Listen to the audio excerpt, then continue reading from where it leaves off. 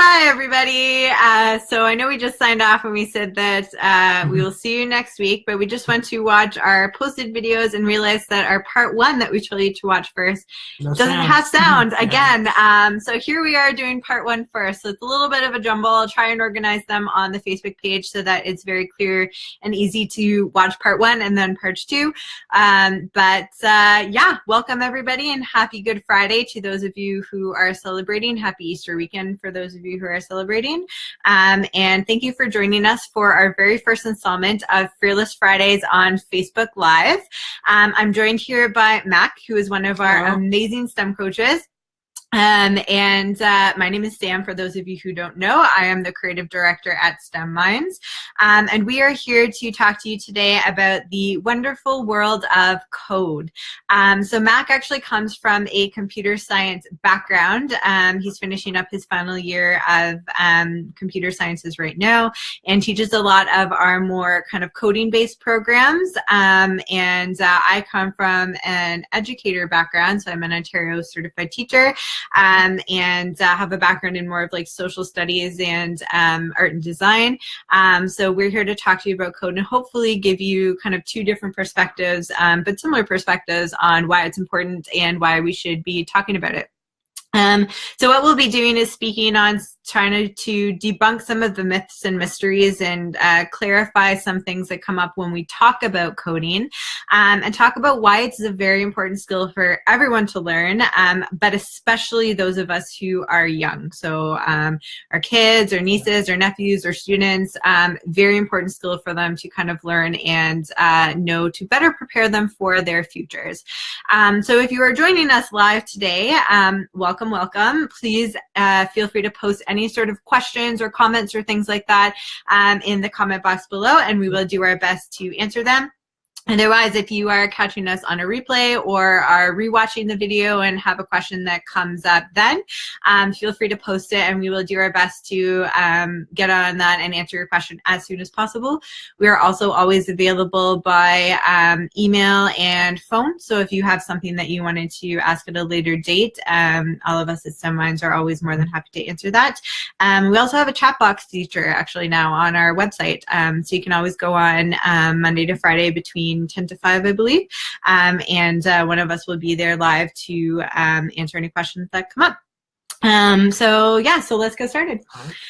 So basically, when we talk about coding, the reason why we wanted to start our Fearless Fridays on Facebook Live with this topic is because time and time again, we get parents coming to us who say something like, my child really loves coding and explores it all the time at home, or says they really want to learn more about it, but it's completely foreign to me. I have no idea what they're doing. I have no idea what they're talking about. And parents feel sometimes I think kind of lost that they aren't quite able to talk to their kids about it or able to help them out with that. But thankfully that's where we can come in and help you guys. But we wanted to talk about this, to really talk about what exactly is coding. Coding is talked about a lot in the news nowadays. It's talked about in our schools. There's always that concern of, technology and code is becoming so prevalent. Are the robots going to steal my job type of thing? So what we'll be talking about today is just kind of some of those topics and hopefully clarifying what it means when you hear all these kind of buzzwords floating around the world today. So coding at its core is really a way for us to understand and communicate with computers and similar devices. And it's the application of that communication that really allows us to start to interact more with the technology that we see and have in our everyday life. Coding at its core is actually a language. And Mac and I were just having a conversation earlier today actually about how computer science as a field and linguistics as a field are actually very, very similar. So trying to communicate with someone who doesn't speak the same language as you. An example that we often will give the kids in our workshops or classes and things like that is think of it as if you were traveling to, let's say, Italy. So if I was going on a trip to Italy, I am not Italian. I do not speak Italian. So I'm going to try and do my best to learn at least a few kind of key phrases or key words that's going to allow me to communicate with the people who speak that other language. Yeah. So I might try and learn things like thank you. I might try and learn please. I might try and learn, you know, where's the bathroom. So even though I'm not fluent in Italian, I know enough that I'm able to communicate with the people who do speak Italian and maybe don't speak as much English. Yeah. So that way we're able to actually communicate effectively by that kind of use of language. Yeah. So you might be asking exactly, okay, how do I translate to a computer? Computers, I'm sure a lot of people have heard, they're binary systems. They basically have a bunch of bits, and are those bits on or off, a 1 or a 0? Right? And obviously, if you only have 2 characters, imagine trying to spell, you know, any word that we know we have 26, right? So imagine if we only had 2. Things would get really, really long, really, really fast. So it's a little harder to actually talk to. So we want to use an intermediary that, you know, kind of can understand that, but can also understand us. And that's where our coding languages come in. Obviously, we aren't going to program in direct binary. If you can, kudos to you. I don't know anybody that can. But if you can't, as most of us cannot, then that's where we use things like Java. We use things like Python that I understand, you know, a little bit of Java. Java understands the computer. So then through, transitive, I can actually speak to the computer. Yeah, absolutely. Yeah. And so, yeah, like Max said, you know, we're not necessarily learning binary, so learning the exact language that the computer can speak, but we are learning a language that it can understand. Yeah. So whether it's Java, whether it's C++, whether it's Python, that code that you are writing becomes the translator between you and the technology or the computer that you are using. So once you learn a language or kind of learn that skill, very similar to actual linguistics as well, where it becomes a transferable skill and something that you can apply in a variety of contexts. And that idea of like applied learning is very important to us at STEM Minds, but important for communication and code and linguistics in general, because typically when you learn a language, you're not just kind of reading about it in a book and then poof, you know how to speak that language. You are learning it by actually using it and by actually doing it. And it's no different with coding as well. The more you do it, the more you'll understand it, and the more you are able to kind of apply those foundational and fundamental skills in different contexts. So we'll give you some examples of what we mean by that. At STEM Minds, we do coding in a variety of different ways, variety of different contexts. So in most of our programs, we have kids looking at those foundational kind of coding aspects in a project-based environment. And the reason why we do that project-based learning is so that they really can get their hands in it. And again, they're actually using those skills, so it becomes a fundamental or foundational knowledge. Instead of something that they're just kind of learning and then, or, you know, doing and they're never going to touch it again. One of our favorite ways to get kids introduced to coding is actually through Arduino. For those of you who aren't familiar, Arduino is a combination of hardware and software. So you wire up the hardware using like LED lights, motors, sensors, lots of different things that you can do. And then you are writing a code to automate those projects. So some of the ones that we have done in the past is we have done e-dice with the kids. We have used different like photocell sensors. So we have made like electronic theremins with them. We have done like traffic lights, like simulated traffic lights. Lots of cool stuff that you can do with an Arduino. So one of the nice things about Arduino, and for those of you that don't know what an Arduino is it's what's called a microprocessor. And every computer has a processor. That's what allows our computers to process, right? That's what allows them to do information, to schedule tasks, run multiple things at once. Because, you know, even though our computers are pretty like cool machines, even they can't like run everything all the time. So you got to schedule, you got to process, that kind of thing. Obviously, an Arduino, it's a smaller one, but it can still do a lot of cool things. And one of the really nice things about an Arduino is that it gives students an or anyone using it really, an instant gratification to actually see what their code is doing. Right? Like I can code it and I can be like, okay, turn on a light. And then it turns on a light and I'm like, cool, there's my light. I did that, and it can really feed the positive loop, getting them into, okay, this is what I did. And then I got something back, and it's almost like, kind of like a treat, right? Like, oh, I did this thing and I got this treat, and then, oh, that's pretty cool. Like, what if I tried something else? And then you get more feedback, and it's a really good way to actually get kids or get anybody interested in code, because a lot of times what happens is you'll be just typing away for long periods of time, and you won't really see your program operate, do what it needs to do, at least not in a gratifying way, and not until much longer in development. Mm-hmm, absolutely. And I always tell the story about how I actually learned how to code through Arduino. So I can't remember if I talked about this in part 2 or not, but I come from an arts background, like I mentioned.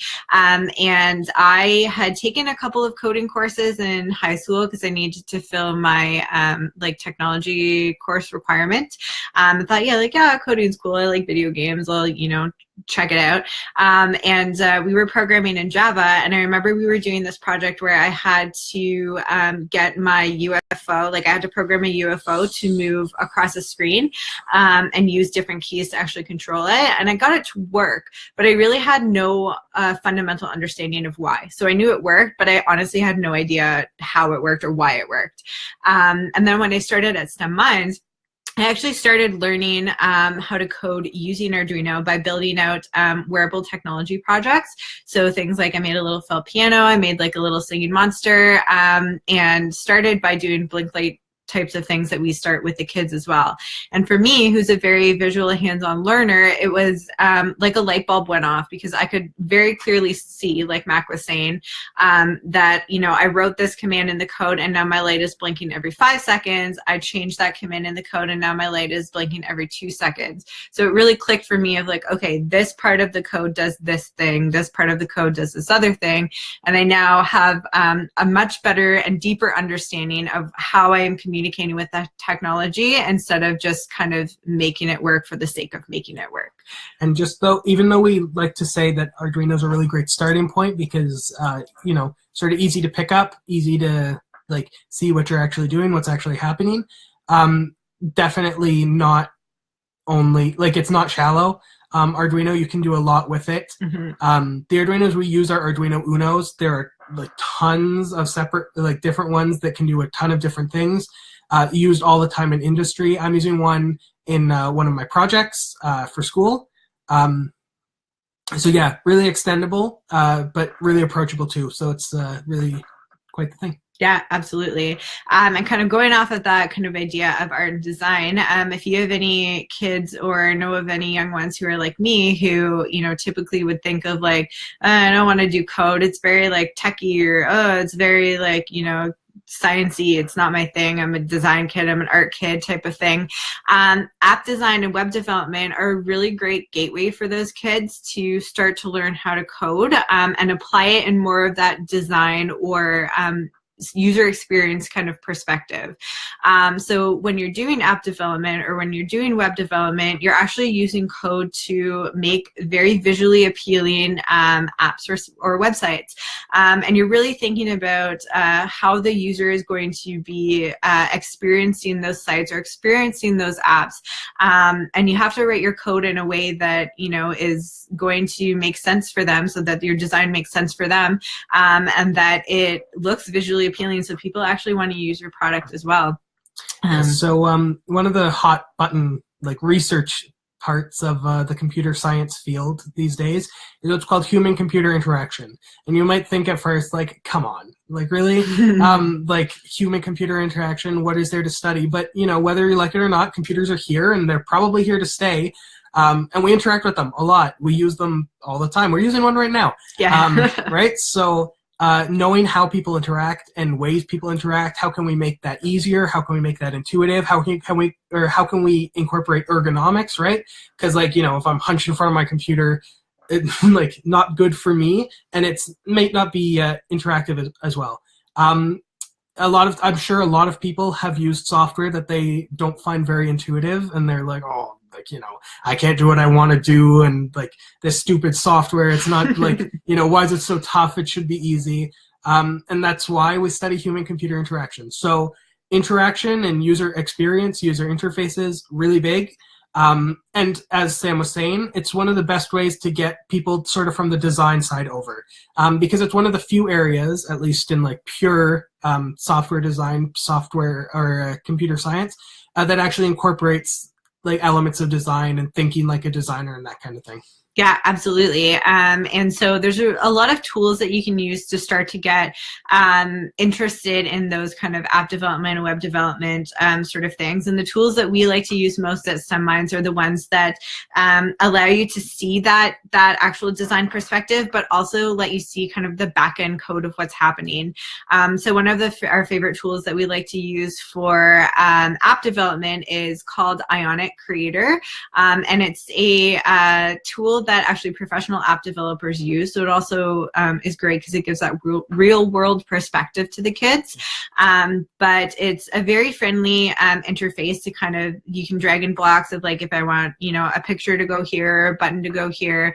But they have a feature that allows you to actually click and see the HTML behind the app, and then start to write the code that's going to add functionality to that app or to that product. Yeah. So they're actually starting to write lines of code, which allows them to actually see how things function. So although you have the visual button there, until you write that code to automate it or to make something happen, when you press that button, nothing's going to happen. So you have to write that code to, create the, I guess, the link or, to communicate that command that's going to take your app to the next page.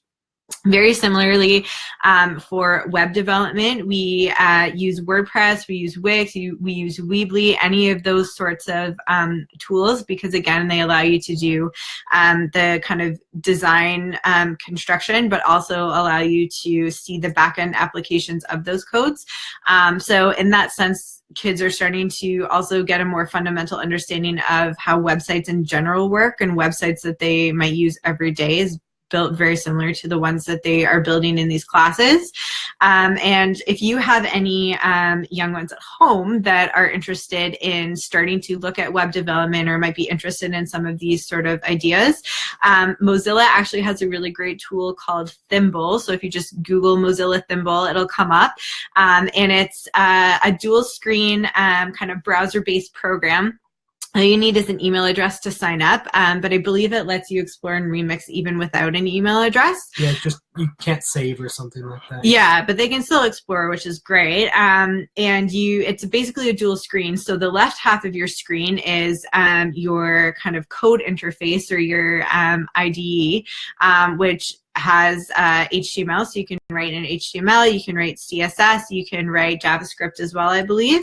And then the right hand of your screen is the visual. So there's like a direct translation there of what you are writing in your code. You can actually see right away what that is doing in the design. So it's a really great tool because, again, it allows them to see like the exact application of what they're writing in their code for their website. Similarly, we look at applied coding through game development quite a bit as well at STEM Minds. So that's kind of going off of what we learn in app development and web development, but adding a little bit more interactivity to it. So we're using code to start to look at interactive experiences and interactive stories through game design and game development. Yeah. And, everybody likes video games these days, right? They're really fun to play, but they're a lot more fun to play than to make because a lot goes into actually making a video game. Mm-hmm. There's a lot of design elements that have to go in. There's obviously coding. It's just important to expose kids to that like early, right? Because it's very easy to be like, I want to be a game designer because, I love games and it's going to be fun. And, it's important to like show them what it's really about and is this for me, that kind of thing. Yeah.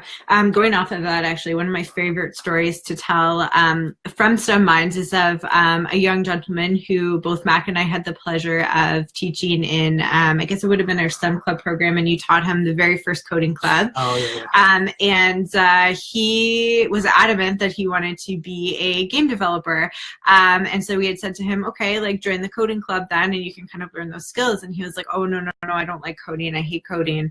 And so we had multiple conversations with him. Actually, multiple members of our staff had multiple conversations with him, just kind of emphasizing that you're going to need to know how to code if you want to develop games. That's just how it works. That's just how it is, right? So he went through the whole first 8-week module of Coding Club, and it was Java, I believe, that you guys were exploring. And so we asked him once the course was over, what do you think? Do you still feel like this is something that you might want to do? And he had said to us that he really found through this experience that he does not enjoy coding, which is fine. It's not for everybody. But what he realized was that there are other ways for him to be involved in that industry that doesn't necessarily involve code.